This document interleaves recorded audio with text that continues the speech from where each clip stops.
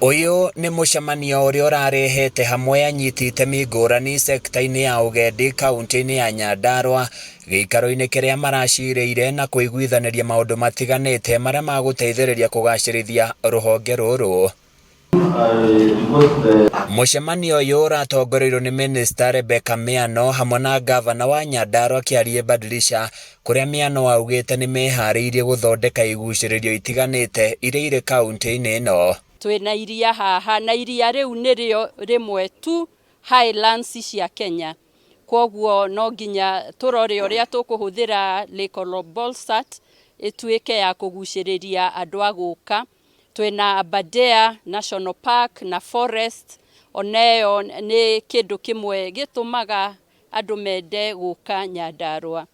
Twacoka twaririria kuga ati Nyandarua nere na history nyingi muno. Rebecca augite bururi wa Kenya ni wonanitie ni umwe wa mabũrũri ma Afrika maria mari na iguciririo njega muno, na uguo namba ya agendi ikoretwo ikiongerereka oro mwaka, na nikio matacukite ikinya ria kuingira kaunti-ini ngurani mari na matanya ma guthundura na guthondeka iguciririo njeru. Na ni ihinda riega ria kwaririria tondu warora tourism kana ugendi, maundu ma ugendi ni mathiete iguru muno na ni maundu andu marakorwo makiririria.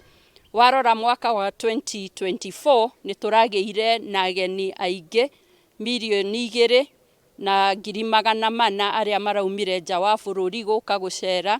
Gavana Kiarie Badilisha atariirie kaunti ya Nyandarua ni ihariire kunyitanira na anyiti itemi othe niguo gutigirira iguciririo ici ni ciathondekwo uria kwagiriire. Na ndakena muno ni tondu waziri guka no kana timu nene muno aria riu tukunyitanira guthondeka concept njeru, na ndiretikia ati ona domestic tourism ni gukura na agendi aria marioka guku Kenya ni mekuona maundu meru.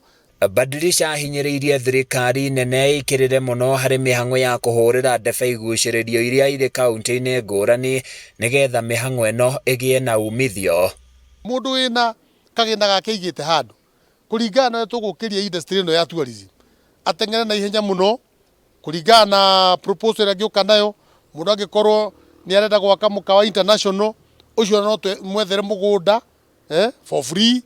Handu-ini ya Kameme TV kuma kaunti-ini ya Nyandarua, ni njitagwo Francis Mwangi wa Wawira.